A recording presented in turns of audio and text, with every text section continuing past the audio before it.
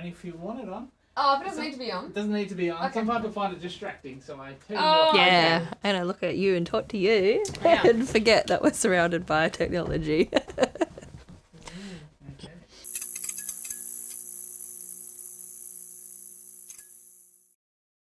My name's Arthur Nicely. Yes, it is a pun about consent.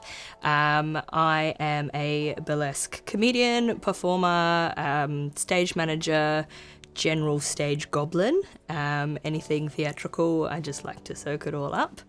And I am also a non-binary trans man. My pronouns are they and he, and I'm really excited to be exploring the intersection between being a performing artist and bringing my identity to the forefront of that. My first feast was when I was in high school. I wasn't out. I was a very passionate ally, as the pipeline usually goes.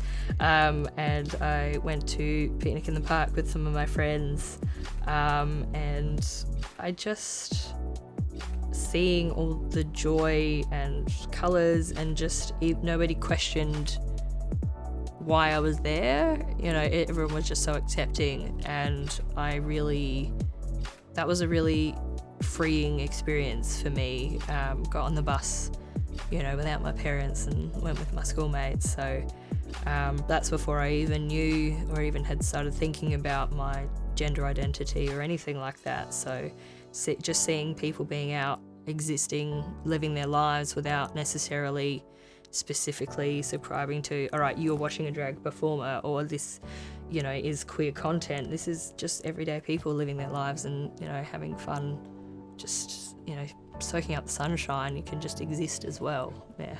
I love that. So do you think Feast contributed to your coming out story with the visibility? I would say so. It, as anything, I was quite sheltered as a child, and the reason we joke about it in my family, it took so long for me to come out and realise I was trans, because I was lucky to have such a supportive family that never pushed necessarily a lot of gender roles or anything on us kids. So I was happy, just, you know, I didn't realise until high school when you start having, you know, early internet days or magazines when I was in high school of, you know, what you should be looking like as a teenage girl, or all that kind of stuff, that I didn't know that was a problem for me until it kind of got shoved down my throat. So seeing that there were other options to be than what was kind of being fed my way, through media, and that was definitely really eye-opening and really freeing to see that there were other options out there. My co-producer, Evie Erie, had to leave earlier, but together we are nice and eerie. We both love everything spooky, campy, Halloween. There seems to be a big intersection as well of queer people loving Halloween. Like, they don't call it gay Christmas for no reason. So really wanted to embrace that and celebrate all the fun, like, dress-ups. There's always people who do drag for the first time at a Halloween party, or try a new outfit of maybe a different gender, or just playing a character to, you know, explore their identity. And I really wanted to, celebrate that.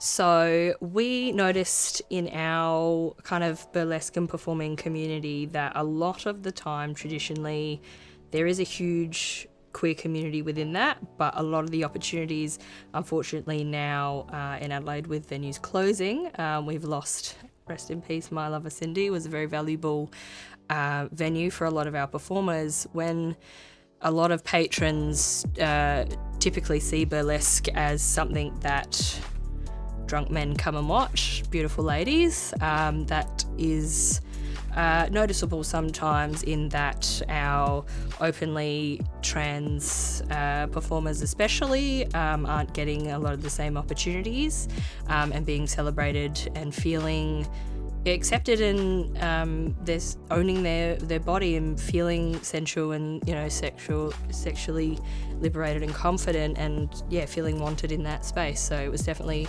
really important for us as our queer selves and having diverse bodies celebrated for that. And why do you think queer places are important?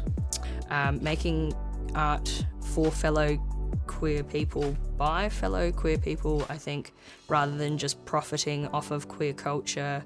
In popular culture, there's a distinct difference in that.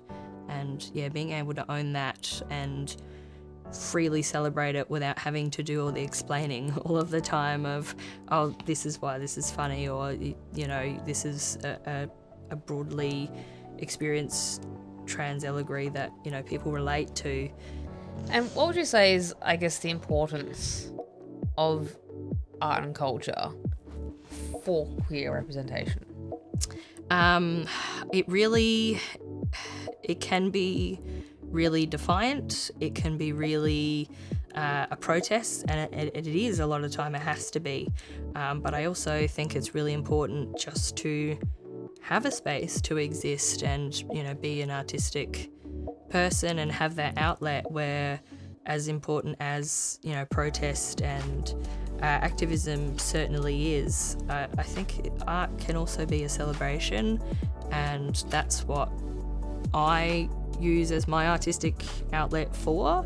And it is really important to have those outlets for people to just find the joy in life and celebrate being queer and be proud to share that with other people and really have fun with that and express themselves and really, yeah, delve into the fun of the queer culture that, yeah, performing arts, famously drag and intersections of burlesque and drag, especially in Adelaide, is quite a big scene.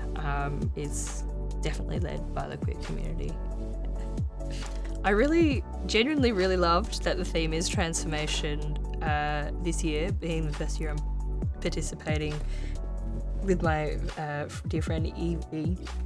I started burlesque partway through my transition, and the first solo routine that I ever performed was for a Halloween burlesque show, and the whole routine I did was turning into a werewolf over the course of the routine. Instead of the usual burlesque taking clothes off, I would pull off a sleeve and there would be like a fur sleeve, and by the end of the routine I'd transformed into a werewolf. So I think it's very on brand, and yeah, like I said, a lot of people thought that was me trying to show like a big trans narrative on that, and I can definitely see why they would, and now I'm kind of proud to think that. But yeah, I think it's a nice full circle moment that our show is Halloween themed, gay Christmas themed,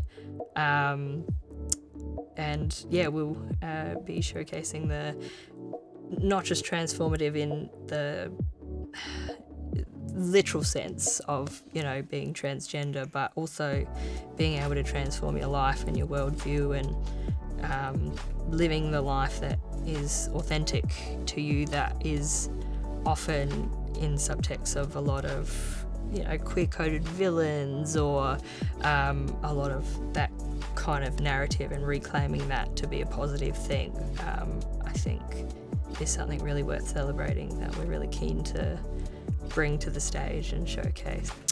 Queer stories matter because it's a way of passing culture and stories on, I think, to the next, I want to say next generation. It doesn't quite sit right, but having queer stories and art just exist out in the world to show that you can exist that way is so important to me. And I know that without visibility, without safety and, you know, progress is not always conducive. So obviously we need one to have the other. You can't just be visible if it's unsafe to do so. But in